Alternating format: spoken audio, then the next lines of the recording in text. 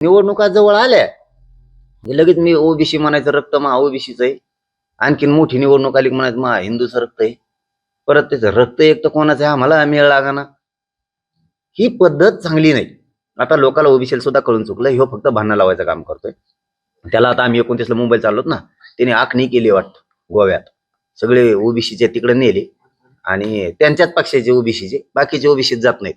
त्यांच्या पक्षाचे ओबीसी तिकडे नेले, त्यांचे कानं भरलेत वाटतं मराठीच्या विरोधात दंगल करा म्हणून. जर का दंगल झाली ना देवेंद्र फडणवीस साहेब, तर जबाबदारच तू आहे आता.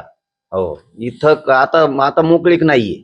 जे बीड शहर ज्या जरांगे पाटलांनी जाळलं, ज्या बीड शहरामध्ये ज्या काही गोष्टी घडल्या, त्याच गोष्टी महाराष्ट्राची राजधानी म्हणून ओळखल्या जाणाऱ्या मुंबईमध्ये जरांगे पाटलांना करायच्या आहेत. कारण त्यांनी जी तारीख निवडली ती तारीख एकतर गणेशोत्सव मोठ्या धूमधडाक्यात मुंबईमध्ये साजरा केला जातो आणि ऐन त्या गणेशोत्सवामध्ये जायचं आणि तिथं दंगल घडवून आणायची, हा एकमेव प्रोग्राम जरांगे पाटलांनी आखलेला आहे. मला वाटतं जरांगे पाटील, त्यांची ते बीडमधली सर्व जाळपोळ, ते आरोपी कोण आहेत, कुठं आहेत ते आरोपी? त्या आरोपींना शिक्षा झाली का ते मोकाट फिरतायत?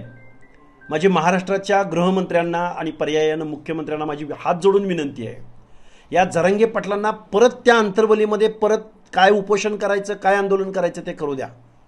पण महाराष्ट्रामधलं जे काय सणासुदीचं वातावरण आहे, या वातावरणामध्ये जाळपोळ करण्याचा डाव हा जरांगे पाटलांना मुंबईला जाऊन करायचं आहे.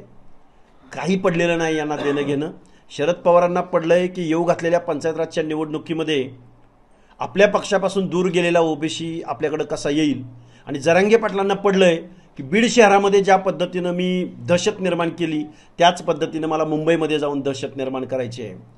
गावोगावच्या सगळ्या लोकांना ते आव्हान करतायत का ओबीसीनी कधी या महाराष्ट्राच्या विरोधामध्ये एखादं आंदोलन केलं, एखादी जाळपोळ केली, एखादी बंड केलं ओबीसीच्या कुठल्या नेत्यानं?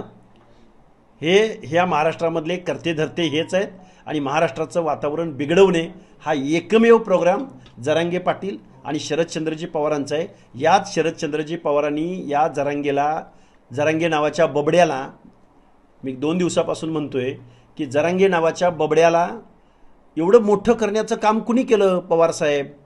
गेल्या 2 वर्षाच्या कालावधीमध्ये या महाराष्ट्रामध्ये जरांगे नावाचं हे जे काय वातावरण केलं ते त्याला जबाबदार हे पाप शरदचंद्रजी पवारांचं आहे. त्यामुळे तुम्ही आता मंडल यात्रा काढून कुठली उपरती आणि कुठलं हे पाप क्षालन करायला तुम्ही चाललेले आहात? त्यामुळं हा लबाडपणा आहे शरदचंद्रजी पवारांचा.